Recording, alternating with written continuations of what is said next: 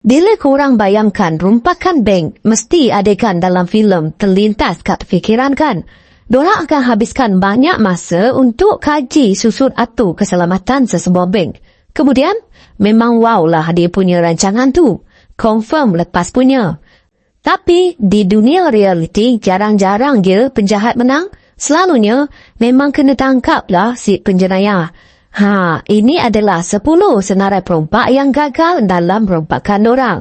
10. Bernell Brooks. Pada 2 Januari 2020, Bernell Brooks yang berusia 57 tahun cuba merompak Gulf Coast Bank and Trust, tapi pada masa tu, dia tak berjaya mendapatkan sebarang wang tunai. Kemudian, dia larikan diri dari tempat kejadian dengan menaiki basikal. Tidak mahu menyerah diri, Brooks kemudian pergi ke Capital World Bank. Di situ, dia mengacukan pistol dan minta wang daripada juruwang. Percubaan kedua, Brooks berjaya dan dia pergi dengan basikalnya dengan hasil rompakan berjumlah $302. Nah, cukup lumayan kan? Apa yang dikesalkan, rompakan tu kantoi juga akhirnya disebabkan maklumat yang dihantar kepada Crime Stoppers dan media tempatan. Brooks telah ditangkap pada 6 Januari 2020 dan didakwa dengan 2 pertuduhan rompakan bank. 9. Kes rompakan Michael Harrell. Michael Harrell ni seorang lelaki berusia 54 tahun dari Cleveland, Ohio. Sebenarnya, dia ni tak ada rancangan yang kukuh pun sebelum nak rompak bank. Dia pilih bank secara random dan masa tu, dia pilih untuk rompak US Bank, di mana dia adalah pelanggan tetap bank tu. Pada 29 Julai 2019, dia masuk bank tu dengan tak pakai topeng tu guys. Dia pergi ke juruwang dan serahkan nota yang bertulis, "Ini rompakan, jangan biarkan sesiapa terluka." Tapi, tak tahulah kenapa, masa tu otak dia tak function tau. Kat bahagian belakang nota tu, ada semua maklumat peribadi si Harold ni.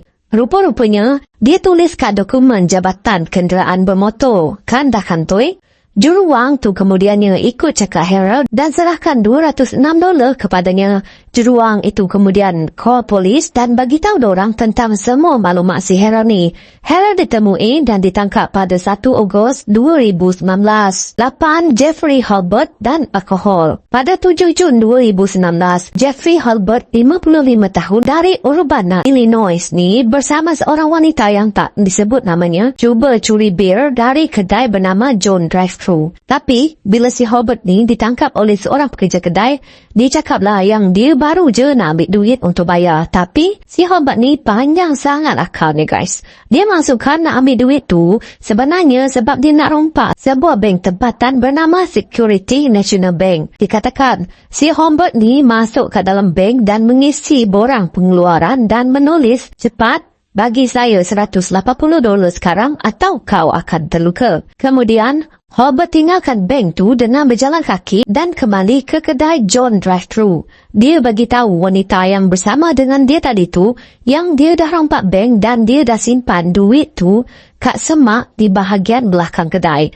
Hulbert masuk ke kedai dan terus beli bir idamannya. Sementara tu, pihak polis cuba kumpul bukti dari bank dan menemu buah saksi. Wanita yang bersama dengan Hulbert turut berpaling tandah. Dia pun bagi tahulah semua rahsia yang dah dibagi tahu oleh si Hulbert ni kat dia tadi. Tak lama kemudian, Hulbert dijumpai dan ditangkap. Dia mengaku salah dan dijatuhkan hukuman penjara selama 18 bulan. 7 lelaki dari Delaware. Pada 11 Disember 2021, seorang lelaki yang kelihatan agak ganjil masuk kat Wells Fargo Bank di Delaware.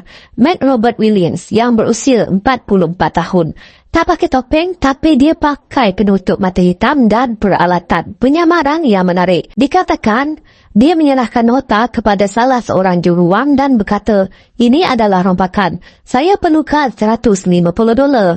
Juruwang tu akur dengan arahannya dan kemudian menekan butang kecemasan untuk menghubungi polis. Pegawai polis kemudian menemui Williams tak jauh dari lokasi bank selepas kejadian rompak terjadi. Dan apabila dia digeledah, polis tak jumpa pun $150 yang dia dah rompak tadi. Rupa-rupanya, dia dah pindahkan duit tu ke akaun bank dia dengan menggunakan mesin ATM di luar bank. Dia pun ditangkap serta-merta. 6. Ronald Paul Silva. Pada 24 Februari 2012, Ronald Paul Silva yang berusia 60 tahun dari Orange City, Florida, masuk ke Tusto Bank dan menyerahkan slip deposit kosong kepada juruwang. Apabila juruwang ni soal Silva balik mengenai slip kosong tu, dia kemudian serahkan beg yang mengandungi nota yang menyatakan niatnya untuk rompak bank tu. Juruwang bagi tahu Silva bahawa dorang ni tak banyak pun wang tunai, tapi selepas Silva mengeluarkan pistol dari pinggangnya, juruwang tu menyerahkan semua wang yang dia ada pada hari itu, iaitu hanya $130. Memandangkan dia hanya dapat duit yang sikit, si Silva ni fikir yang dia boleh gandakan wang tu dengan beli loteri. Silva kemudiannya ambil wang tu dan belanjakan semuanya di sebuah kedai runcit bernama Kangaroo yang tak jauh dari situ. Daripada semua loteri yang dia dah beli dengan $130 tu, tak ada satu pun yang menang. Silva ditangkap pada hari berikutnya dan didakwa dengan rompakan bersenjata. 5. Paul James Sinclair. Paul James Sinclair ni seorang lelaki berusia 56 tahun dari Largo, Florida. Dia gunakan pistol jari palsu untuk merompak Chase Bank berhampiran dengan Seminole pada 10 Oktober 2022. Pada masa tu, Sinclair ni dekati juruwang dan dia minta duit. Pada masa yang sama, dia mengacukan jarinya yang disembunyikan di dalam baju. Lagaknya seperti mengacukan pistol pula kan. Malang bagi Sinclair, dia hanya menerima $120 sebelum ditahan 10 minit selepas melarikan diri dari tempat kejadian.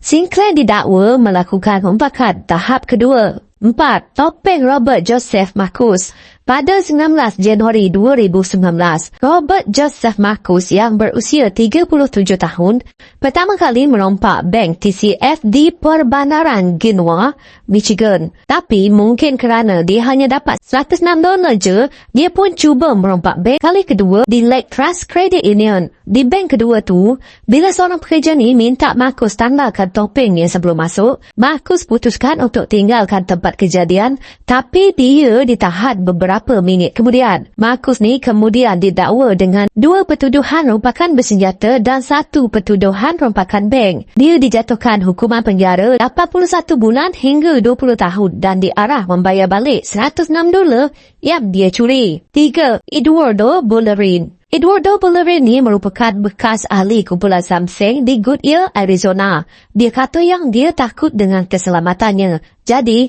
daripada asyik berpindah tempat tinggal, dia rasa tempat yang paling selamat untuk dia adalah di penjara. Dan dia ni sanggup buat apa je untuk ditangkap.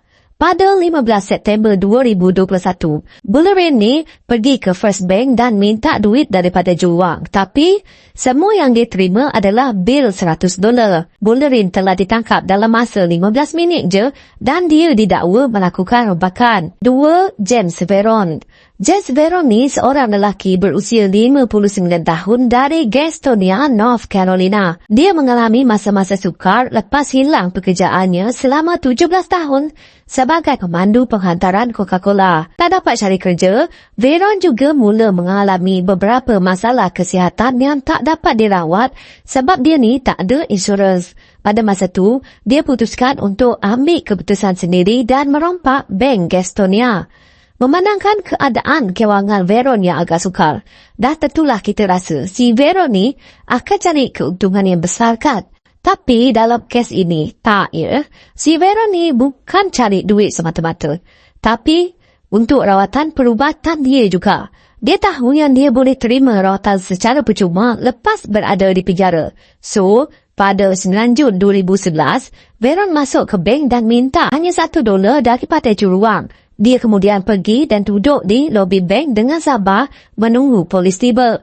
Veron telah ditangkap dan didakwa atas tuduhan mencuri, tapi selepas menghabiskan setahun di penjara, dia mengaku bersalah buat kecurian kecil dan dibebaskan berdasarkan masa yang diberikan. 1. Kejahatan 50 sen. Pada 13 Jun 2020, David R. Nickel yang berusia 24 tahun, dia nak minuman 7-Eleven Big Gulp dan memutuskan cara terbaik untuk bayar minumannya adalah dengan mendapatkan 50 sen daripada Bank AS di Portland, Oregon. Nikel masuk ke bank tu sambil pegang sekeping kayu besar dan dia guna jarinya untuk meniru pistol ketika dia berhadapan dengan juruang. Selepas Nikel ni dapat barang rampasan, dia berjalan ke seberang jalan ke kedai 7E dan dia pun beli minuman yang dia nak tadi. Tapi sebaik saja Nikel ni ditahan, didapati dia baru je dibebaskan dari jabatan psikiatri di Pusat Perpaduan untuk Kesihatan Tenggaraku. Disebabkan kesihatan mental Nikel ni,